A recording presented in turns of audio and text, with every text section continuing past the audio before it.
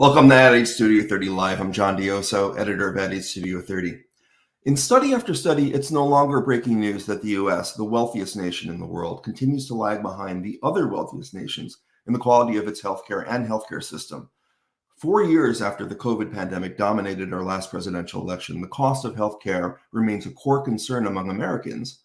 And yet, according to a recent Gallup poll, health-related issues rank in the single digits in terms of the most important issues for voters. Gen Z, of course, zags where the rest of us zig. Health and wellness, including mental health, continue to be top of mind for the younger generation, regardless of the political climate. Now, joining me today to discuss the state of healthcare and marketing in media are, today and into the future, are Dr. Susan Dorfman, the president and CEO of CMI Media Group, and Justin Freed, the Chief Media and Innovation Officer of CMI Media Group. Susan and Justin, thank you so much for being here. Absolutely. Thanks, John. Hello, Susan. Welcome back, our returning champion. Audience members, hit us up on social media. We'd love to give you a shout out. Now, first question is going to go to you, Susan. All right. In 20 words or less, what is the state of healthcare now? Oh gosh, 20 words or less. That number. That's a challenging subject. one. I know how big it is. You just did a massive report on it. Give us the top line. So perfect storm, 2 words, perfect storm, a really interesting dynamic. So the US population is getting sicker younger, and that is inclusive of chronic conditions like diabetes, cardiovascular risks, cancers. It also includes mental health issues. So we're seeing people getting sicker younger. The older generation, actually, interestingly enough, is also living longer. On the flip side of that, when it comes to getting health care or sick care, we are seeing that our healthcare systems are very strained and continue to be more strained with less doctors, nurses, nurse practitioners, physician assistants, and other healthcare professionals entering the field. So that's creating access restrictions and challenges in the US, the wealthiest health nation, or should be health nation in terms of spend in the world, is now at a place where we have 3, 6 month, 9 months, sometimes even 12-month waiting lists just to get an appointment. So when you have people who are living longer that require more care, when you have younger people who are getting sicker faster, that becomes an even more situational opportunity for us to be able to explore and lean into and solve. Thank you for that. I was surprised, when I was prepping for this conversation, I just assumed as how core and how important healthcare is to all of us. I mean, it's what's more important than your life. What can affect your life more than your own health and your healthcare? I was surprised by that Gallup poll. Is that more of a case of signal? Maybe the noise is kind of drowning out that what's actually important, what people are actually thinking about, just because we are in an election season and people are kind of focusing on whatever they're being told by other media sources to focus in on. Whether it's immigration, whatever the topics may be, the things that are at the top of that list. I was really surprised that it was in the single digits. That seems completely off. Am I wrong there? What are you guys seeing? Yeah, I mean, I can comment and then turn it over to Justin. I think health is always our number one concern as individuals, right? Because it's what allows us to do what we have normally done or not do the things that we've normally done. I think more and more as we see younger people getting sicker, it certainly becomes a topic for us because we are the young invincibles. We don't think about getting sick. We don't think about what all of that implication has on our life and the livelihoods of those that are surrounding us. So I do think it's always something that is top of mind. We're just maybe seeing it and verbalizing it through social a little bit more now. For sure. And Justin, so, what does the current state of healthcare, how does that impact where healthcare marketing is right now? And you can also comment on the previous point. Absolutely. So I think it's a major shift in what we are doing as marketers, whether you're a brand marketer, an agency, it's a different audience we're talking to that's thinking about health differently. So, the point that Susan made about being sicker younger is a big dramatic shift. Because if you think of like legacy healthcare marketing, pharmaceutical marketing. It's traditional linear TV in the middle of Jeopardy targeting 60, 70, and 80-year-olds. Well, that's not the case now.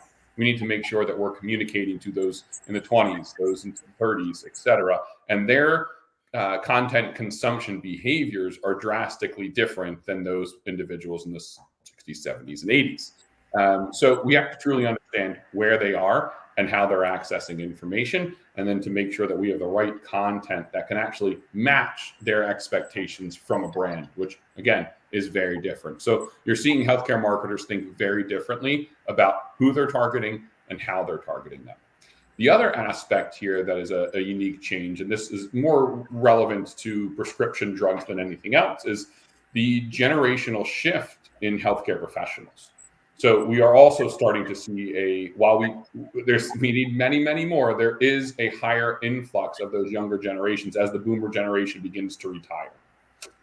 So the HCPs that are now becoming key opinion leaders, or we like to call them online opinion leaders, they are becoming more and more influential. And the way they are communicating to the masses and encouraging people taking care of themselves is also shifting. So it's really an interesting microcosm of the younger generations and their changes in content consumption behavior that are causing us as marketers to think differently. Right. Susan, I want to get into the opportunities that this changing landscape is presenting and will present to healthcare marketers. But before we do that, I referred before to your Future Outlook in Healthcare report. Are there any other themes from that report that you'd like to share with the audience, particularly ones that may go against the perceptions of some industry observers? Yeah, absolutely. So one, I think in particular, is the idea of health care versus sick care, and our need to start to focus on health and health equity and prevention as opposed to treatment. And there are lots of things that we could or should be focused on. From a health communication side, we often talk about the fact that while we're not all going to be doctors and nurses, for us as health communicators, the very first step in health is knowledge. From knowledge comes hope. So it's the delivery of information to people before they're sick to be able to understand what the risks are, to be able to live healthier lives, to be able to go and get tested for diagnosis. In all of these things, to start thinking about how do we prevent versus how do we only recognize when we're sick and then seek treatment and care. So that's a big thing. I think that's a really important shift in mindset. And I think we're also starting to see governments, not just in the US, but governments start to invest in these types of initiatives where before prevention was not necessarily something that has been invested in. And it's prevention that is not just medically relevant. It is prevention that comes with, proper housing, with proper foods. We talk about food as health. So yeah, lots of, I think, important dynamics that are happening and lots of important trends that we're starting to see become more than a shiny penny and really impact the way that we're consuming health information and ultimately getting the care that we need. Another big shift that we need to talk about is the change and the shift from going into an office or into a hospital to be seen to the ability to have various types of interactions with healthcare professionals. This goes beyond the physicians, but could include pharmacists, could include nurses, through digital aspects, where point of care could be point of purchase. It could be in so many different locations, and especially with technology and AI and data, I think we'll continue to see more of that. Right. Thank you. Before, one of the things you mentioned before, you touched on a little bit, was the SDOH, which was the social determinants of health. And that is something that we're going to see a lot more emphasis on now as a way, I assume, to prevent health issues before they need to be treated. Is there anything else that that marketers should be focusing on there? And maybe Justin, you can weigh on this as well. Yeah, I think marketers should understand who their key customers are, whether you're marketing a health system and a hospital for people to be able to get the care that they need, or you're in the pharmaceutical industry or in the health food industry. I think the most important thing is to understand who your customers are, who can benefit, and have meaningful conversations with them that are not just meaningful for you, where it's one set of content, set it and forget it, but that it is really meaningful for the people that you are orienting yourselves towards, with calls to action that are really important and meaningful for them, things that are attainable to them. Right. And actually, before we go to Justin, there was one thing that you mentioned before in your previous answer that I really wanted to another like thing that shocked me as we were preparing for this conversation was your it was in your report, but it was also a big report in the Washington Post, I think, late last year, about that Americans are getting younger, sicker, and that's a hell of a headline. And I think it goes contrary to, like you said, younger people think they're invincible, but also when you think about Gen Z and millennials, especially Gen Z, they are extremely focused on health and wellness, as I said in the intro. So how do those things match up? How do those two realities that seem to be contrary to each other? How do we align those two ideas that America is getting sicker, younger, and yet the younger generation seem to be a little bit more, I don't want to say obsessed, it sounds bad. They are focused on taking care of themselves, or more focused on taking care of themselves, maybe. And I mean, yeah, when the two come together, when you do realize that, hey, there's an opportunity, that I may have heart disease, or that I may have diabetes, or that I need to get tested for cancers. The fact that I'm health conscious allows me to get tested quicker, sooner, and allows me, once I understand what I have, to seek the proper treatments and to be able to care for myself. So again, we talk about preventative. What can I do not to get sick? And then two, when I am sick, how do I identify what it is that I have, and then how do I care for myself so that I can live a fulfilling, long, and healthy life with a condition that I do have. And I think that those two things need to coexist together, because when you care about your health, you will actually do more to take care of it once you've identified, what it is that you have. There are certain things that are just unfortunately, part of our surround, that people are getting sicker with certain conditions. Some of it maybe is preventative. I don't believe that a lot of it is, but when we do know that we have it, it gives us a chance to be able to care for ourselves in a different way. Yeah. Right. And I guess the good news there is that it is top of mind. Go ahead, Justin.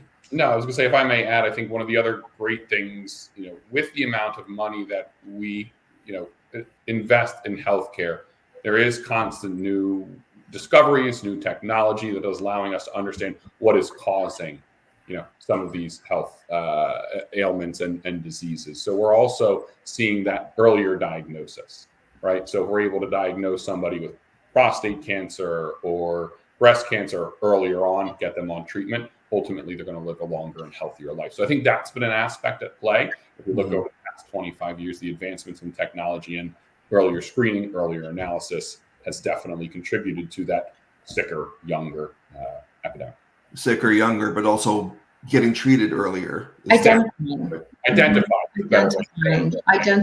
that you actually have the conditions. And that's a really, really great point, Justin, that our ability to diagnose, our ability to understand, and the fact that we are getting diagnosed, that we are getting treatment or care at a younger age, that we are going to doctors and having those conversations, that contributes to ultimately living a better, more meaningful life.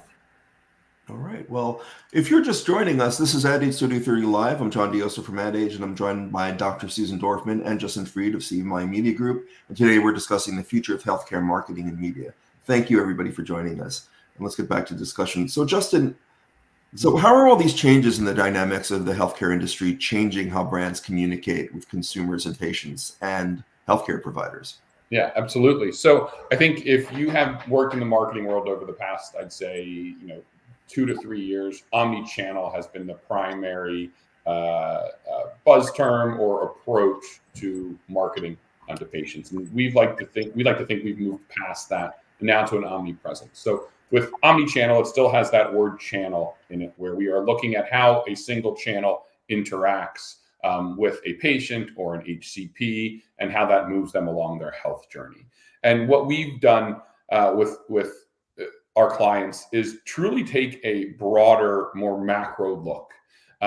Because though you may be communicating to a certain patient in a certain way, there's other individuals that are involved in what treatment that person gets on and how they stay on treatment. So truly understanding all of the players involved in that healthcare journey, whether that is the payer system, whether that is an HCP, a physician's assistant, a caregiver, et cetera, understanding all of the ways they need to be communicated together. And then how content plays a role. So one of the key things we see ourselves as a media partner is delivering information to educate a patient, an HCP, whoever it may be. That gives them the power to make that next step in their journey, whether that is reaching out and scheduling an appointment, saying, yes, I want to go get that test done.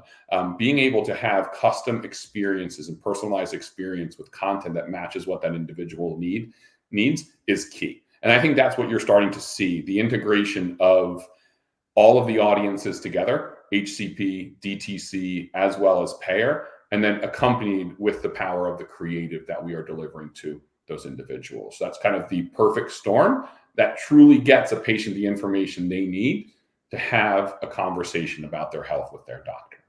Right. One of the buzzwords, in marketing for the past couple of years has been personalization, right? So how does that relate to both the approach of healthcare brands and HCPs, but also the different through appealing to different generations? We talked a little bit about Gen Z being a little more mindful of their health and wellness. How does personalization and your approach to that, and marketers' approach to that, how does it differentiate? Yeah, and I think that's the key. Omnipresence truly delivers personalization on a scale that's not been done before. So I think personalization used to be, this individual's on, Facebook, let's hit them with a Facebook ad that is unique to them. Where now that entire journey is personalized to how that individual interacts or doesn't interact with an ad. So whether that we can understand if they opened an email, what they clicked on, and then ultimately if they received that message and took a next step, or then follow up with them would be on a channel that they are receptive to receiving a message on. So it is a continuously set optimization of personalization, and we're constantly testing to see what they will interact with, again, to get them the information they need to have an informed healthcare conversation with their healthcare professional. Right. So Susan, part of that personalization is building trust, right? So how do brands build trust with different communities so that they and their HCP partners are seen as authentic sources of truth for their consumers and patients? Yeah, I think I'll start off by saying that in healthcare, in sick care, not in healthcare, in sick care in particular, when we get that diagnosis, when someone we love gets a diagnosis, the minute they get the diagnosis, depending on the severity of that diagnosis, everything else is kind of tuned out. And we start to think and create our own stories that are never great stories. And for the most part, they're never stories of hope until we get home and we take that first action. And what we look for is that hope. What we look for is the ability for someone to understand what it is that we or someone we love are going through. And that's where personalization cannot be understated as to the importance of finding information.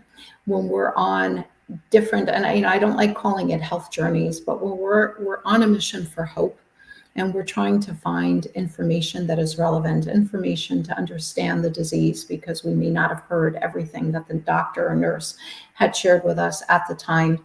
When we're trying to find information around treatments, when we're trying to find out information about potentially a symptom or something that we are going through, there is no more important moment than personalization to allow me to feel like, hey, you heard me. And trust comes with that kind of superhero effect of being able to deliver something. You don't have a personal relationship with a brand, but when that brand brings you information and value and hope, that's when you start to believe and you start to trust.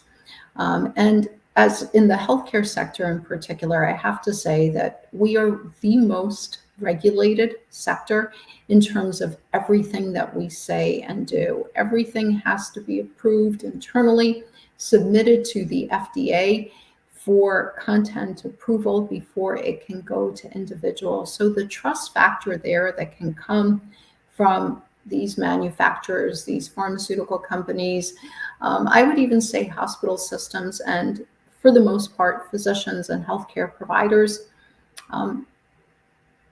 there is an inherent trust in there already. And I think it's really the anticipation of need and giving people the ability to find what they need when they need it. I want a couple of things that leaped out to me from the report. That one was, they're both interesting points. One of them seemed to make perfect sense to me. The other one was a little bit surprising. The first one was talking about the younger generation again. Was that they were more apt, since they're, like, I assume they're more digitally savvy. They're more apt to be doing their own research to kind of find out what's going on about different health. So that seemed perfectly normal, made perfect sense to me. The thing that didn't make sense, the thing that I was surprised by, was that they're more apt to trust sources on television to give them health information, as opposed to, like, older generations are more apt to go. Everybody goes to their healthcare provider to get, that's the number one source. But TV, the younger generations, Gen Z, millennials, were more apt to be more receptive to information from TV. So just are those pharma jingles working on younger people? They seem to be aimed at older people. Justin, go ahead. Yeah, I think it's two things that are happening here. So the younger generation, specifically Gen Z, is more open to sharing information about themselves and sharing their experiences with their health. I think that's seen, and we see that in other things that older generations have usually held private. So that information sharing, they are trusting other individuals in their age group that are also sharing that information. And I think when it's TV, it can also be considered video and online video as well. If you look at different social sites, there have been many social influencers and healthcare influencers arose that are authorities on different subjects. So they're open to sharing, but they are also, their entire set of followers are also open to learning and understanding what goes on if they both have the same ailment. And I think you really saw that beginning probably about 10 years ago with social. Where social really was the first place where people were open to talking about their health and then trusting other social people on social networks as authoritative figures related to a disease state. So I don't think it's a surprise because of how these younger generations are open to sharing and trusting information online or through video. All right, we have time for one more question. It's been such a great conversation, so thanks again for joining me. Advancements in tech and data, let's get into that a little bit. Advancements in tech and data continue to drive innovations in every field, especially healthcare. And I'd like to wrap up our conversation with the growing tech-related healthcare marketing channel, influencer creator marketing. So what is the state of the healthcare influencer? Justin, can you take this?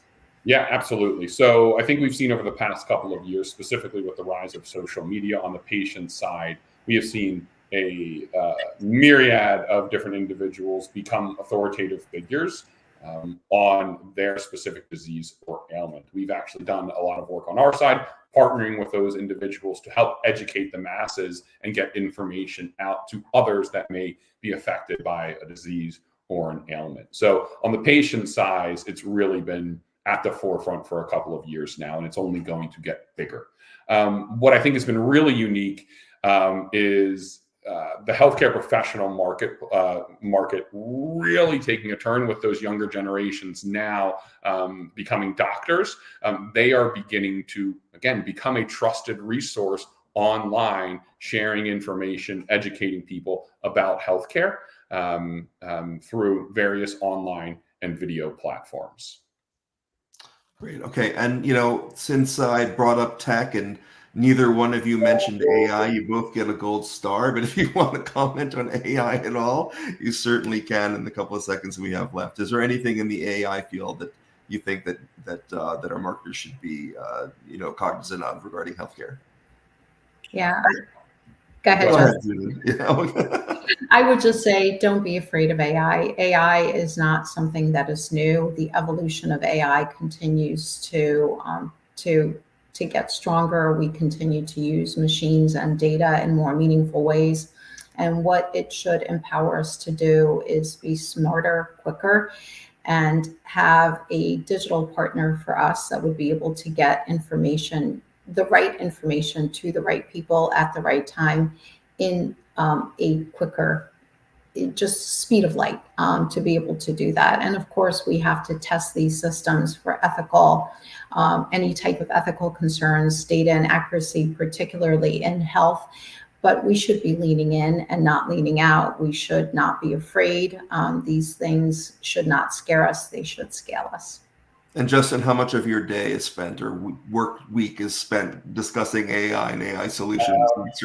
Probably more than I'd like to admit. I was just talking about it a couple minutes ago.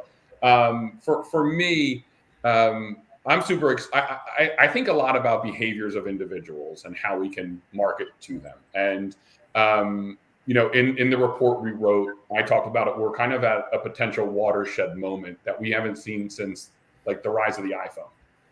Where your primary way of accessing information is changing. So what we've seen over the past couple of years is, Google has a ridiculous hold on search, and that's how people access information. But then we saw the rise of Amazon. So now most product searches occur on Amazon. We're seeing a lot of individuals, like we just talked about, John, look for health information on Reddit or TikTok. Now what we have is a whole new interface, whether that's ChatGPT or Gemini. The growth of the kind of chatbot type interaction, I'm really intrigued to see if that will become the primary way we access information. And if it is, how do we as marketers, how do we as brands play in that space? And I think that's kind of the really exciting thing from a marketing lens of what we're going to have to figure out when it comes to AI. All right. Well, we promised you the future, and we gave you the future. Dr. Susan Dorfman and Justin Fried from CMI Media Group, thank you so much for joining me. And thank you out there for joining us. I'm John Dioso for Studio 30. See you next time.